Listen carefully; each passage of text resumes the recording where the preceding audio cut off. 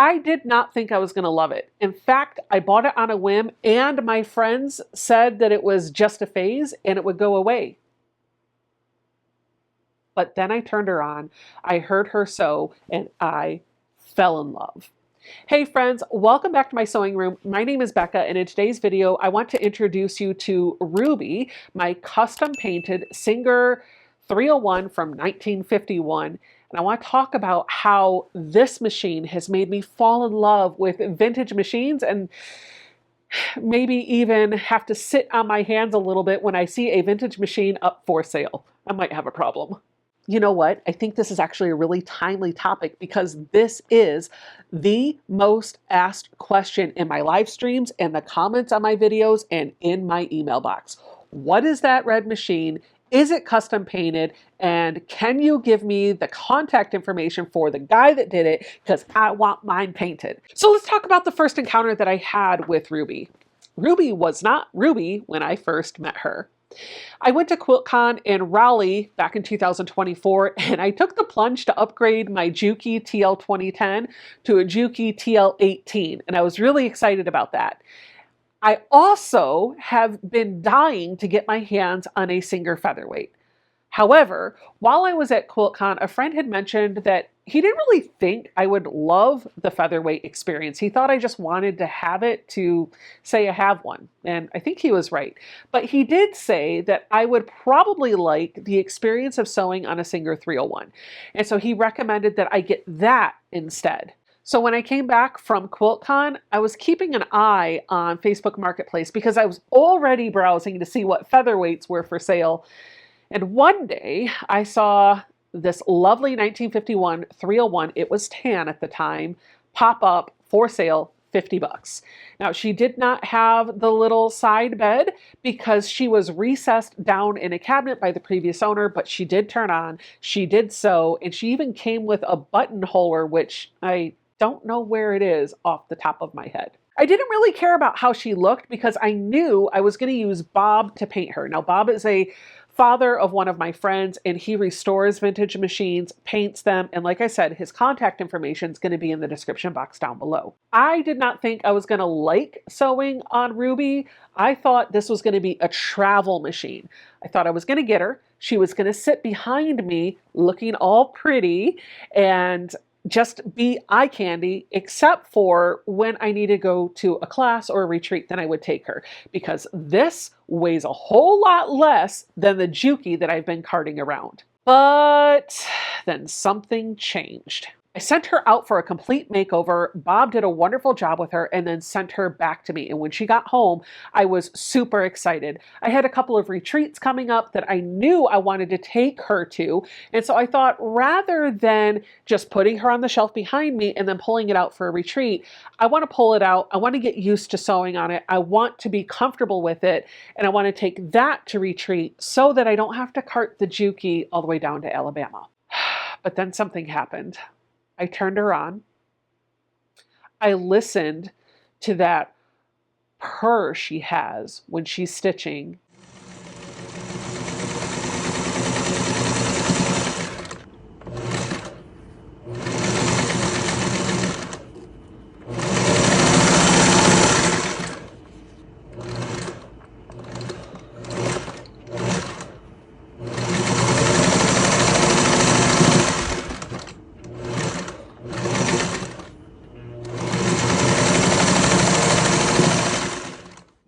And I just fell in love. I mean, let's be honest, she's absolutely gorgeous, but she sings beautifully. The sound is what got me, and the rest of it is what's kept me. I love the way the Singer sounds when I'm working with it, but the other things that you do while you're working with a vintage machine just add to the charm of the whole sewing experience. I like relying on the hand wheel and manually moving it so that it's moving the needle up and down. I kind of even love the idea of sewing with leaders and enders to get really nice stitches when I'm doing my piecing. And spoiler alert, I could probably do that on the Juki too, but there's something about the Singer that makes me want to do it here. Maybe it's the vintage style, I don't know. I also love the connection that I feel like I have to the past when I'm working on this machine. And this is something that I have heard a number of quilters say when they're talking about their vintage machines, and I didn't quite get until I started working on this. I know that I'm doing the same thing on my Singer 301 that I could do on my Juki or any other machine, but there's something about doing it on this that just makes it more satisfying. The other thing that I absolutely love about the 301 is that she is completely serviceable by me. Yeah, I can take her in for spa treatments, and I probably will in the future, but I have spent a lot of time poring over wonderful videos online about how to oil and grease and troubleshoot her. And I have a friend who is just a phone call away that if something isn't working the way I expect it to work, I can make that phone call. I can learn what's wrong and how to fix it. And then I've picked up some knowledge that makes me feel even more confident with other machines. True story. Because of the confidence that I have gotten from working on Ruby and troubleshooting things that just go completely awry, I have, with confidence, been able to troubleshoot and resolve issues that have happened on the Juki that I would have probably had to pay for a spa treatment for. Now, does that mean I'm never going to take my machines in for a spa treatment? No. I will still take them in for a spa treatment, but I can, in a pinch, feel confident in taking the Juki apart and digging in. So yeah, super excited about that. So let me introduce you to my two other vintage machines that sit on the shelves behind me that you may have not really had an introduction to. So first up, I want to introduce you to Nancy Jean. This is my 1935 Singer 99K. It is a completely mechanical, completely manual sewing machine. There is no electricity in this at all. This was a gift from my husband the first Christmas that we were in this house back in 2021. I absolutely love her, but I have never sewn on her because until recently, I've been pretty intimidated to do anything on that machine. I wasn't sure about the needle, I wasn't sure about the bobbin, I wasn't sure about how to thread it. All of that intimidated me and prevented me from sewing on it. I do think now I could definitely sew on it, but why would I want to do this all the time when I can just sew with my big toe? You may be asking why she's named Nancy Jean. Well, my husband named that machine. Please don't hate us. My mom gets a kick out of it. She is named after my mom. And my husband said the reason is because she's short and squatty, just like Mama Nancy. Mom likes that that's her namesake, so I don't feel too bad laughing at that, but hearing it come out of my mouth, yeah. I should not be calling anyone short and squatty, right?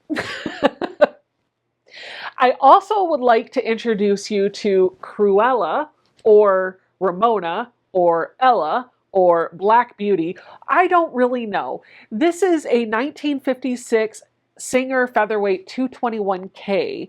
She was born in Scotland and has been over here. She was only owned by one person, and she is in pristine condition.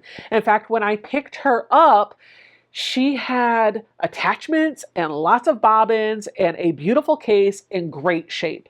She's sitting on the shelf behind me. I have not sewed much on her, but I have sewn a little bit on her. I don't really use the featherweight that much. She really is more of an eye candy and a status symbol, if that even exists. And the reason why I don't is not because I don't like it, but it doesn't go anywhere near as fast as the 301. And the 301 has a bit more room in the throat space, so I just feel like I'm able to do more on the 301 than the featherweight. I'll tell you another thing that I actually really like about the 301, and I didn't think about this before, but the lighting on this is really good, especially for a vintage machine. In fact, I feel like the lighting on the 301 is even better than the lighting that I have on some of my more modern machines.